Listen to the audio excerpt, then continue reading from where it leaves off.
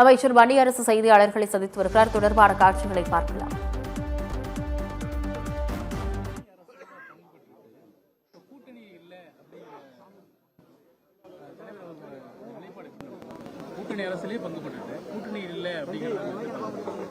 இல்ல, நேற்றைக்கு எங்களுடைய தலைவர் அவர்கள் அந்த விருதுகள் வழங்கும் விழாவில் உரையாற்றியிருந்தார்கள். தலைவருடைய உரைக்கு நான் கோனார் உரை எழுத முடியாது. இல்ல, அதுதான் தெளிவுபடுத்தியிருக்கிறாரு. அந்த அவருடைய உரையே எளிமையானது. நான் அதுக்கு தனியா நான் தனியா ஒரு கோனார் உரை எழுத முடியாது.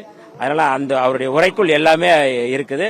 திரும்ப ஒரு முறை அந்த உரையை நீங்க கேட்டீங்கன்னா அது உங்களுக்கு புரியும்.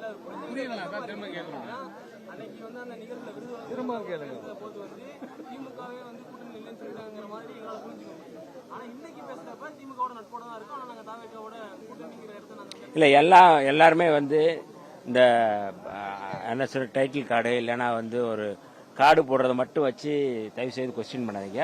இன்னைக்கு அது குறித்தும் தெளிவுபடுத்தியிருக்கிறாரு.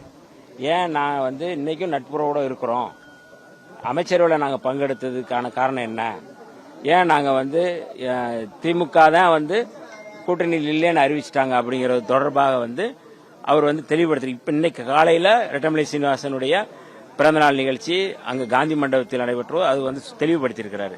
தயவு செய்து ஊடகவியலாளர்கள் முழுமையாக அந்த பேட்டியை மீண்டும் ஒரு முறை பாருங்க அல்லது அதை ஒளிபரப்புங்க. இதுதான் எங்களுடைய தலைவர் அவர்களுடைய நிலைப்பாடு, கட்சியுடைய நிலைப்பாடு. முழுமையா இந்த நிலைப்பாட்டின் அடிப்படையில் நாங்கள் செயல்பட்டுக் கொண்டிருக்கின்றோம்.